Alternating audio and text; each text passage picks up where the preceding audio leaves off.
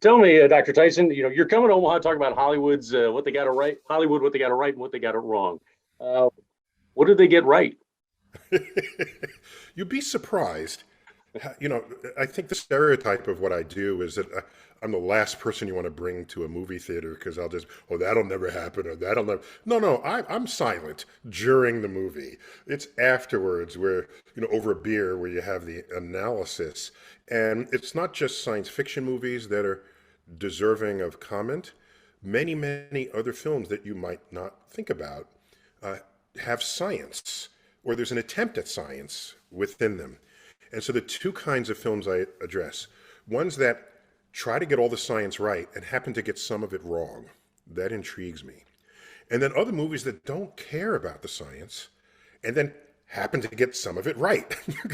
So one of the films in there is A Bug's Life. I don't know if you remember A Bug's Life. Oh, I think it was Pixar, animated for sure. mm, And hold aside that the ants in it are walking bipedally, mm, speaking, and they have two arms. They don't have six legs. They only gave them four legs. Holding aside the biological, anatomical transgressions, right. there's some very interesting physics in that story, and it has to do with surface tension of liquids and how they exploit that fact. So I compliment them on this.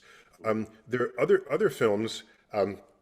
I think the one I'm giving is An Astrophysicist Goes to the Movies. That's the title of this one. Right. By the way, there was so much material. There's a whole other talk that I give, which is called An Astrophysicist Goes to the Movies, the sequel. So Okay. if people like it and they want me back, I'm ready for you, because there's just no end of such films. And in there, we talk about time travel and how did they do it well, who did it best, time travel in Bill and Ted's Excellent Adventure, time travel in of course Back to the Future, which is sort of the gold standard, the attention given to that. We'll talk about night skies, who got their night sky accurate, who didn't care about their night sky. And there are also a remarkable number of beer commercials that tap astronomical themes. So it's a celebration of Hollywood's attempt to fold science into their storytelling.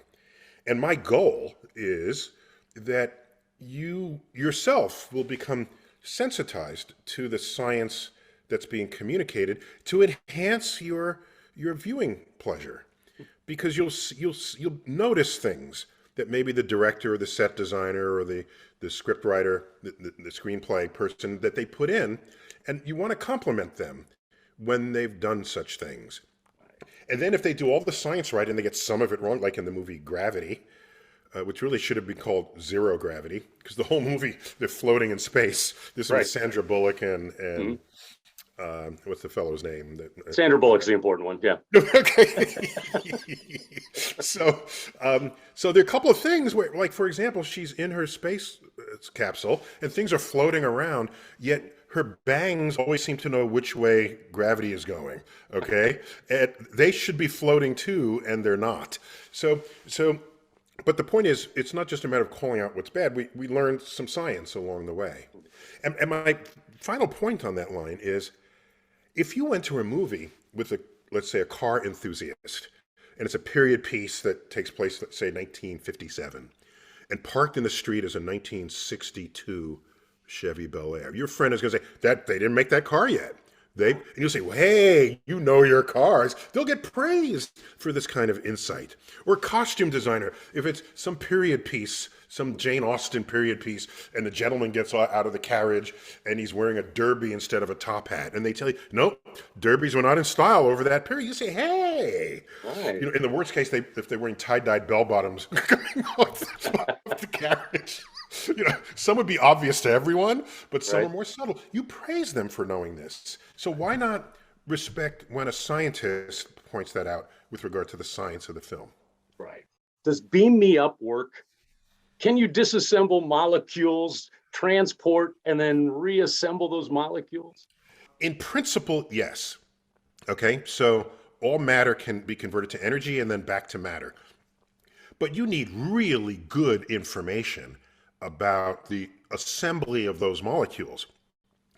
For your body, it doesn't matter as much. A hand is a hand is a hand, but your brain, Your brain is you, and my brain is me.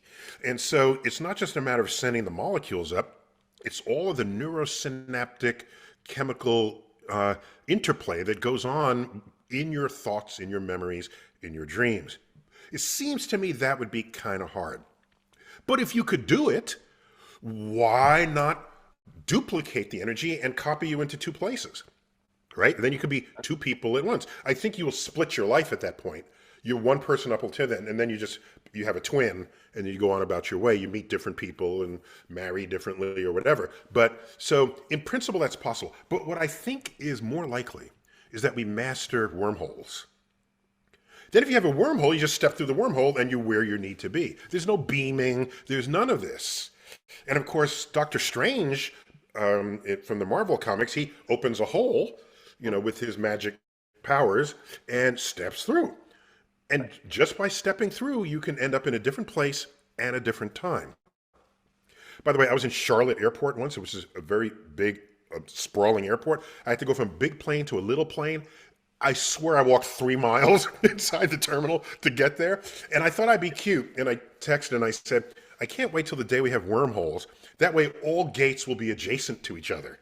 Nice. And yeah, I thought that was a good geeky tweet. And then someone commented back, Dr. Tyson, the day we have wormholes, you won't need airports. It was like, whoa, I got out geeked. They're not wrong. They're not wrong. They're not wrong. So along those lines, kind of, can you survive going into a black hole and come out the other side? Some movies have portrayed you that. can. The dangerous part is if you go straight to the center of the black hole. Okay. That's really where you're going to get ripped to shreds.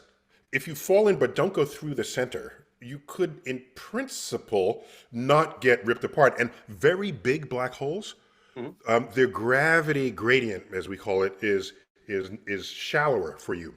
So large black holes will not rip you apart at all. Okay, and so we think we know what's inside a black hole, but no one has tested that because if I send you in, you're not coming out. We think what happens is it opens up an entire other space-time.